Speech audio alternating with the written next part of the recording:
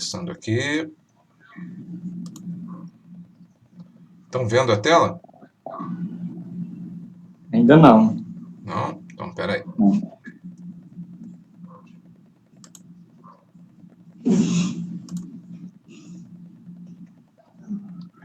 Vou botar aqui a tela inteira para vocês.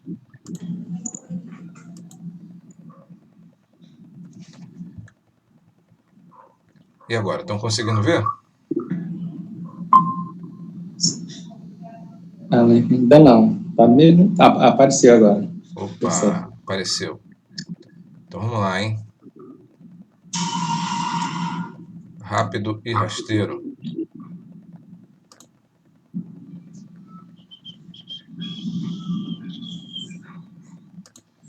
Então vamos lá, rapidinho. Capítulo 1 do curso de Cybersecurity Essentials. Os fundamentos. Beleza?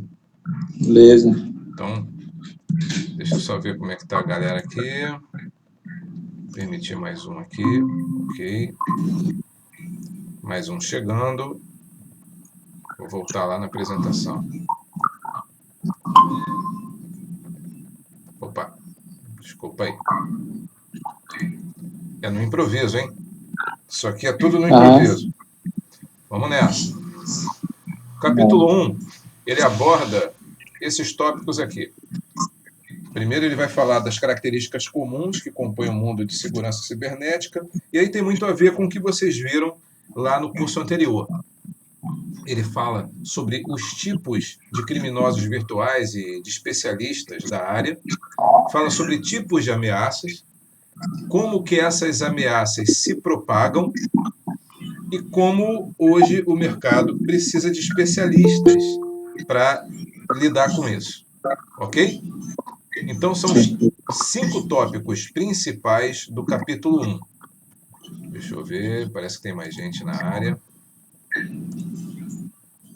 Voltando. Pronto.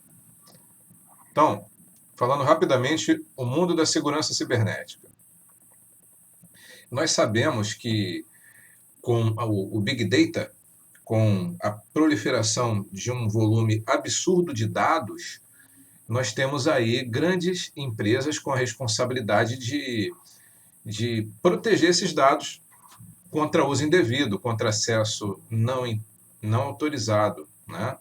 Então, essas empresas de grande porte utilizam Big Data, utilizam análise de dados nos seus processos. E aí, por conta disso, a gente tem essa realidade de hoje, né? Como Google, LinkedIn, Amazon, com uma gama absurda de dados, de recursos que se tornaram coisas comuns para nós, mas nós sabemos que precisam de pessoas para manter esses dados seguros, não é isso? Então, se não houver esse tipo de cuidado, a gente vai ter uma série de problemas, como a gente tem visto aí nos noticiários. Então, a Cisco, nesse capítulo 1, está abordando essas questões. Beleza? Posso seguir em frente? Então vamos lá. Então, lá no material, diz que hoje em dia nós temos os especialistas digitais que acompanham uma série de dados e, com isso, conseguem dar para nós esses recursos, essas funcionalidades. Então, hoje, você consegue saber como é que está o trânsito perto da tua casa ou perto da região onde você está nesse exato momento, né? Você consegue saber dados sobre o tempo, em tempo real, onde você está ou em qualquer outro lugar do mundo. Então, isso não seria possível se não fosse essa disseminação de dados através da rede ou das redes, né? Então, essas informações que trabalham com sistemas de informação geoespacial, com internet das coisas, né, IoT, elas dependem da análise, da coleta de grandes volumes de dados. E aí entra a questão da segurança. Porque se não houver isso, pode acontecer uma série de problemas, né? Por exemplo, alguém, através de um dispositivo de IoT que não está seguro, pode invadir uma rede e causar algum tipo de dano. A gente não precisa procurar muito na internet para procurar notícias de coisas desse tipo, né? Opa, deixa eu ver se entrou mais alguém aqui. Entrou. Voltando. Então, lá no capítulo 1, no tópico 1.2, começa a falar, então, depois de explicar essa questão do volume de dados, da necessidade de manter esses dados seguros, começa a falar sobre os criminosos e os especialistas de segurança cibernética. E aí vocês têm aquela classificação, né? O hacker, que é a palavra que muitos leigos acham algo legal, né? Quando alguém consegue formatar um computador, ele já é chamado de hacker. Mas vamos lá. O hacker é um grupo de criminosos que invade computadores ou redes para obter acesso. Tá, isso aqui é uma definição mais básica, mais clássica. E aí você tem algumas subclassificações. Existe aquele que é chamado hacker de bem, ou hacker do bem, que entra em uma rede, invade uma rede, para verificar pontos fracos e indicar melhorias para essa rede. Existem aqueles que são classificados aqui no material da Cisco como suspeitos. É o cara que joga para o lado que interessa a ele, né? Ele pode ser tanto do bem como do mal, dependendo do contexto. Então, ele pode tanto encontrar uma vulnerabilidade para relatar para os proprietários do sistema, como também fazer alguma coisa que seja mais do interesse dele. E tem aquele que é considerado o hacker do mal, né? Que são aqueles antiéticos que violam a segurança do computador para ganho pessoal ou para algum tipo de má intenção. Então, isso daí, acredito que para vocês é tranquilo, né? Saber dessa classificação. Então, é uma leitura rápida, que lá no material vocês vão observar e vão seguir adiante. Tá? Bom, dentro dessa classificação, ele fala de tipos de criminosos, como script kiddies, que seriam aquelas pessoas que têm interesse em aprender sobre como invadir um computador, como invadir uma rede, mas ele não tem necessariamente conhecimento algum de rede, de sistemas operacionais como Linux ou de segurança. Essa pessoa geralmente é adolescente e o interesse é descobrir uma forma, seja através de um programa de computador que faz o trabalho para ele, ou através de uma sequência de passos, fazer algo para invadir uma rede ou invadir o computador de alguém, para fazer algum tipo de brincadeira ou de vandalismo. Existem aqueles que são os grey hats, né, os hackers suspeitos, que, como já foi dito, descobre uma falha e avisa sobre essa falha para a empresa. Às vezes a pessoa faz isso para ganhar fama ou para ganhar algum prêmio, caso haja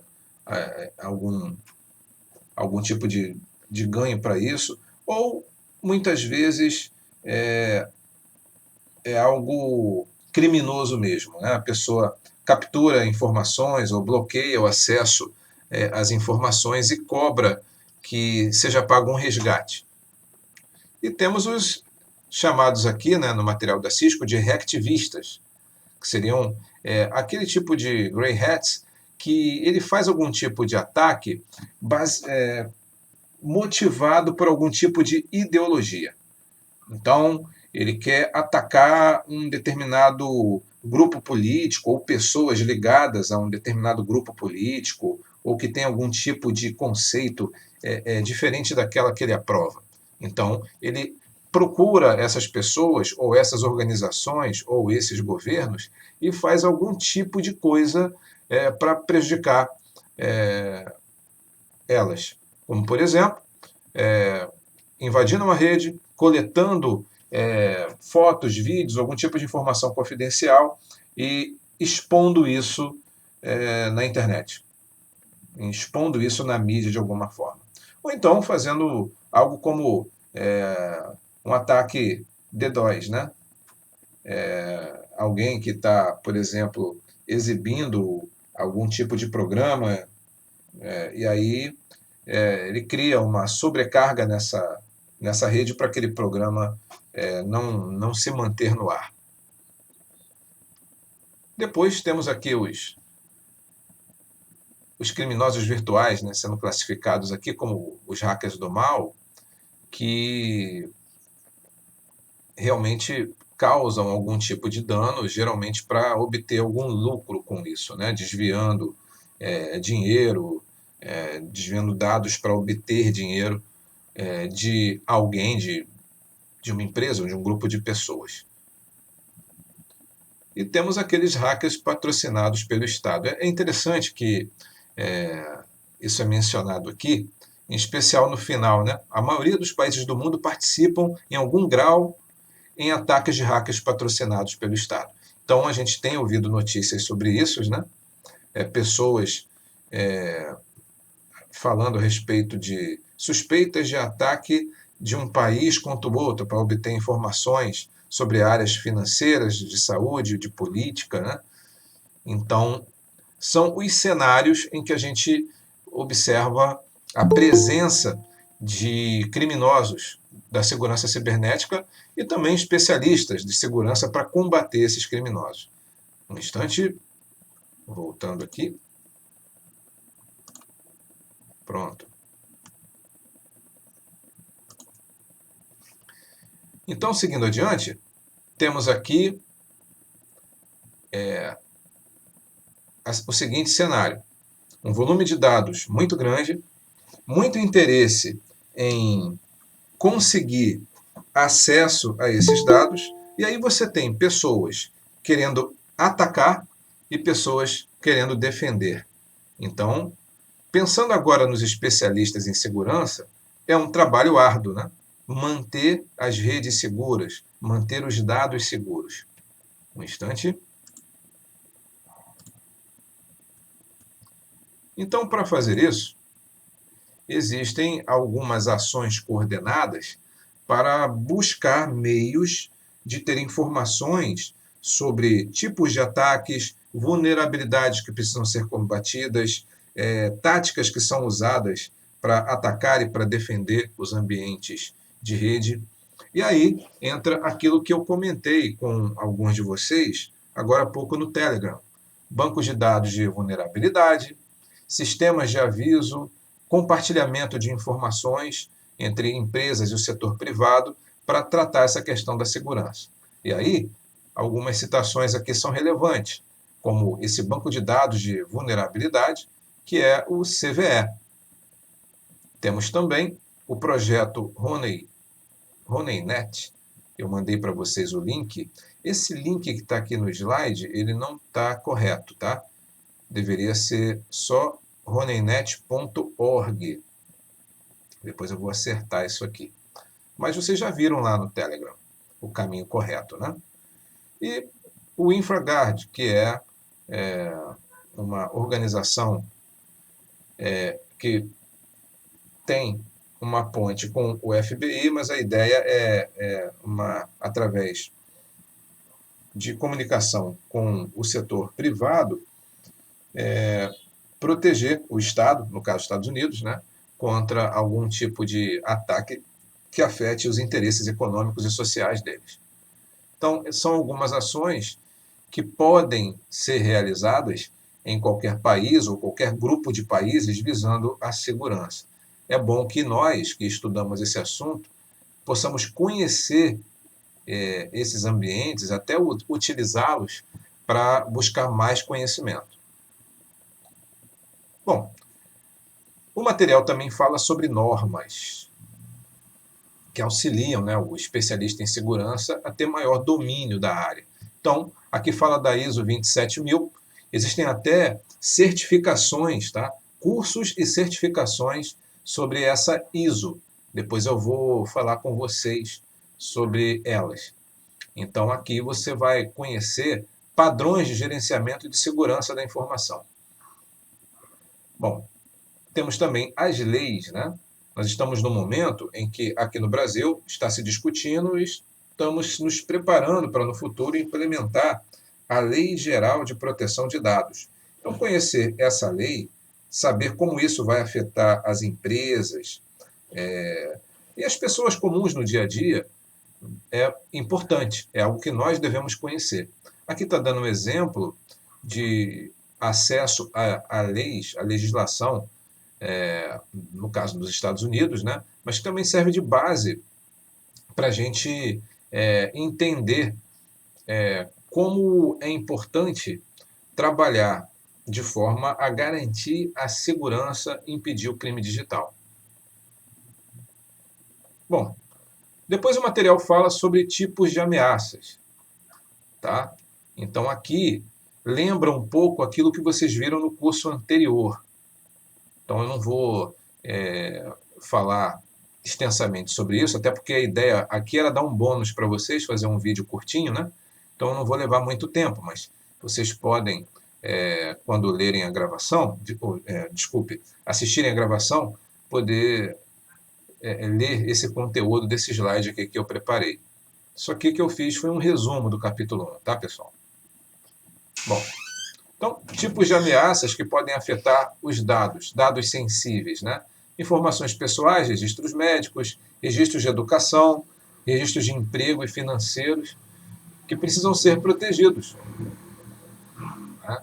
E que hoje em dia, infelizmente, estão sendo cada vez mais sensíveis a ataques. Né? A gente tem visto cada vez mais pessoas e empresas aqui no Brasil sendo afetadas por ataques que acabam afetando essas informações que nós estamos vendo aqui. Bom, e aí ele começa a falar sobre questões como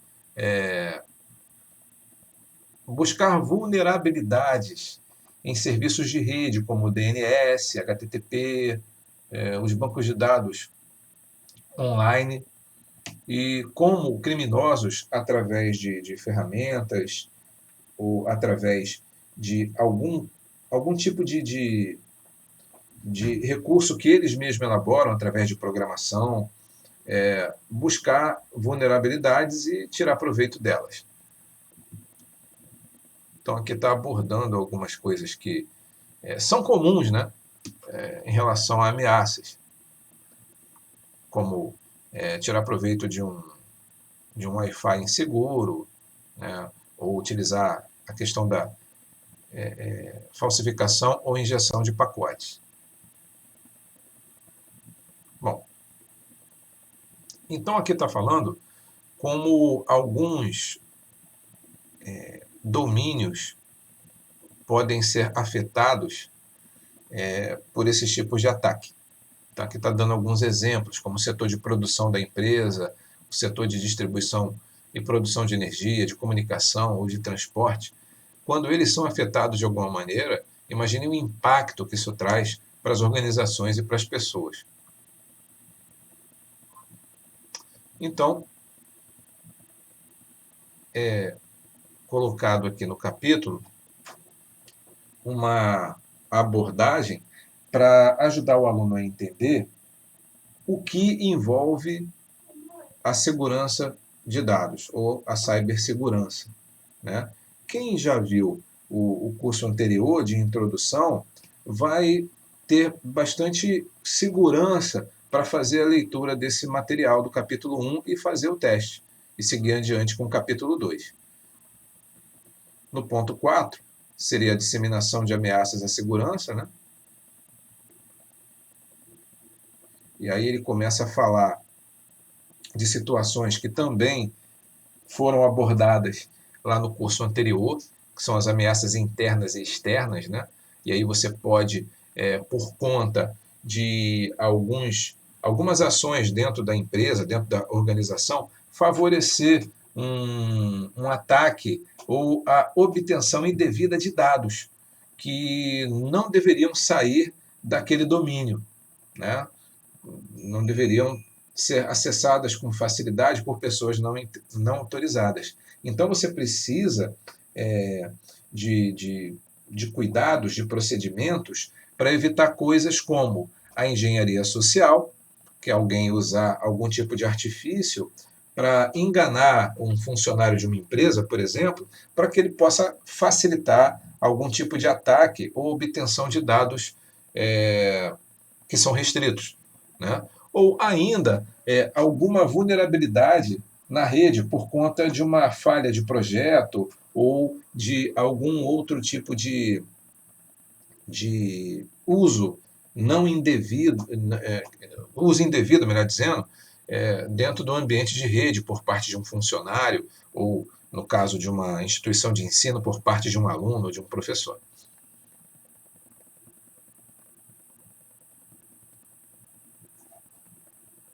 Aí fala da questão dos dispositivos móveis, né? E como isso traz uma medida de responsabilidade para a empresa, né? Agora há pouco eu estava dando o exemplo de uma organização como uma universidade.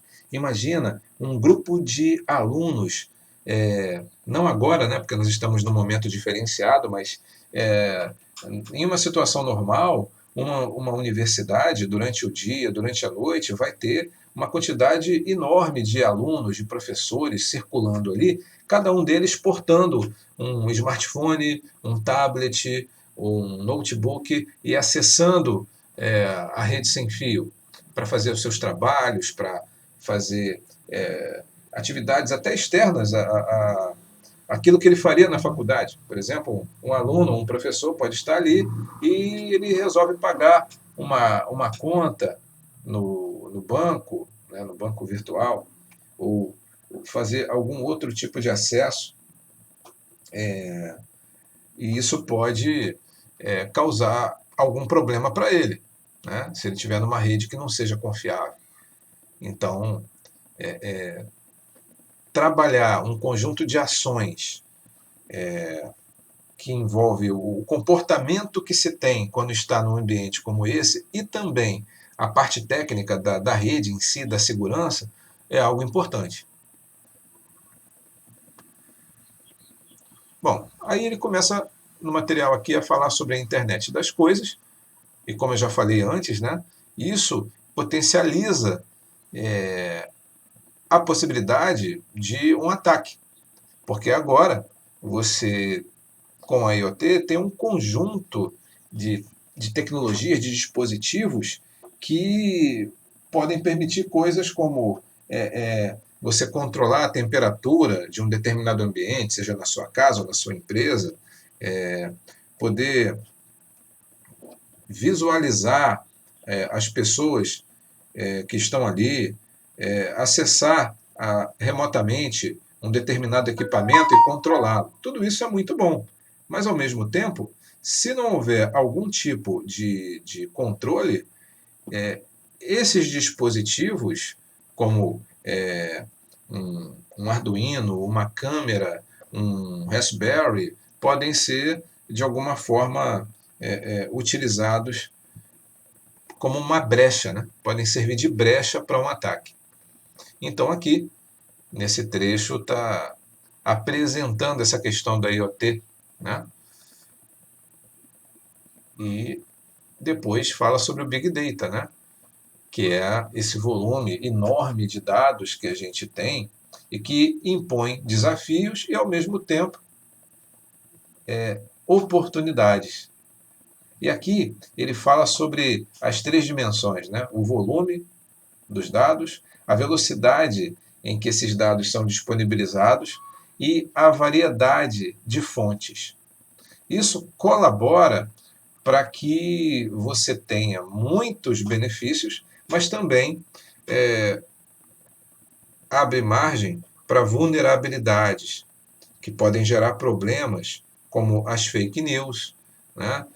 A obtenção indevida de dados que podem causar uma medida de prejuízo à vida das pessoas, à vida das organizações.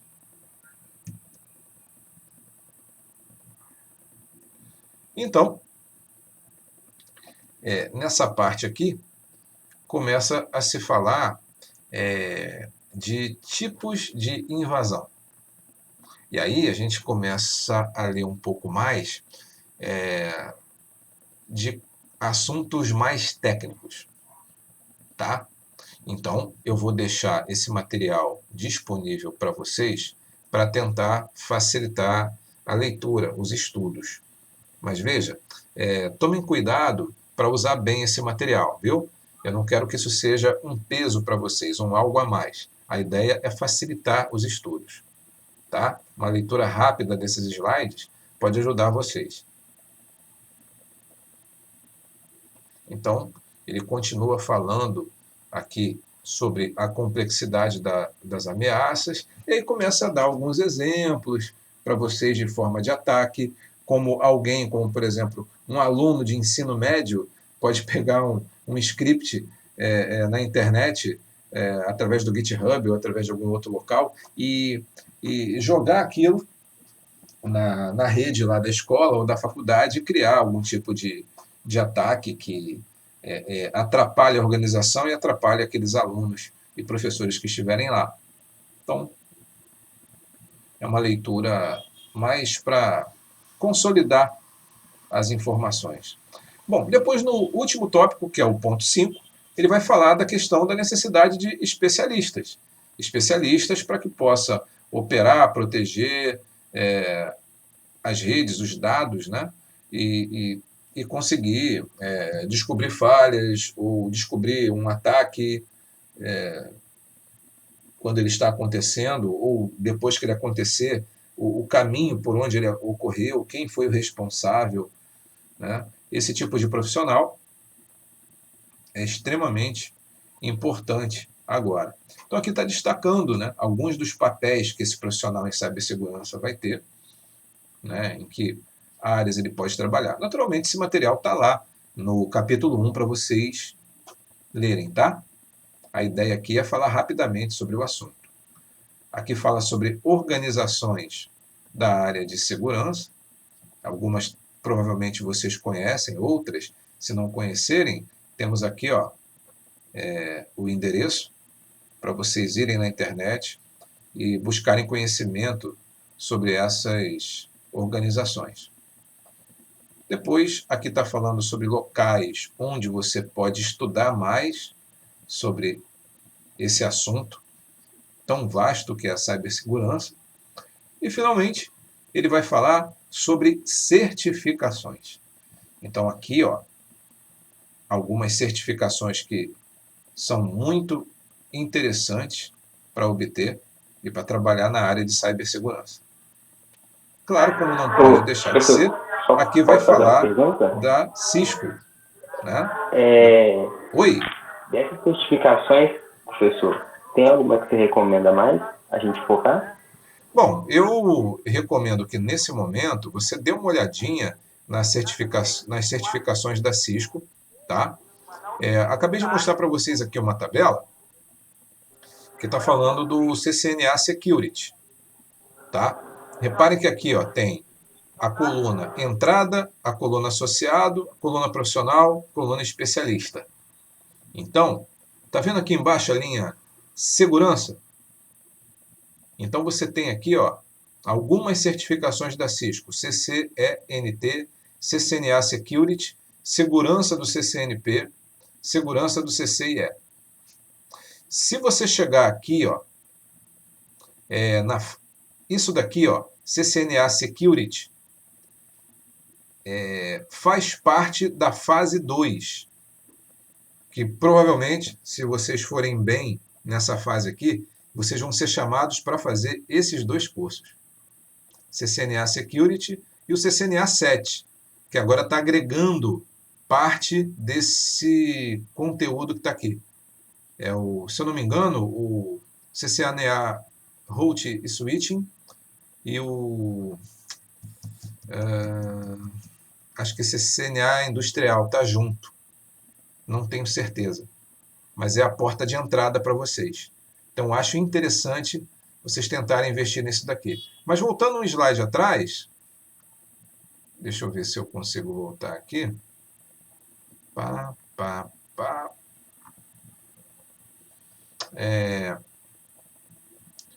Esse SANS GIACS Security Essentials, ele é uma porta de entrada também. Vocês podem procurar por essa certificação para tentar fazer ela. Ok? Ok, obrigado. Essa terceira aqui desse slide, tá? E temos aqui também esse caminho dessa tabela aqui das certificações Cisco. Eu vou passar depois para vocês lá no Telegram alguns sites para vocês tentarem pegar aquela certificação que eu mostrei agora há pouco. Beleza? Muito bem. Então aqui o incentivo é estudar, buscar certificação, buscar estágio. É o que vocês estão fazendo agora, né? Vocês estão estudando aqui nessa maratona de cibersegurança. A ideia é que vocês vejam uma oportunidade que está se abrindo para vocês e abracem essa oportunidade. Então, esse capítulo 1 aborda esses pontos aqui, né? Explicar sobre o mundo de segurança cibernética, falar dos criminosos virtuais, dos especialistas, o que um especialista precisa conhecer e como que ele pode obter mais conhecimento, inclusive buscando uma especialização.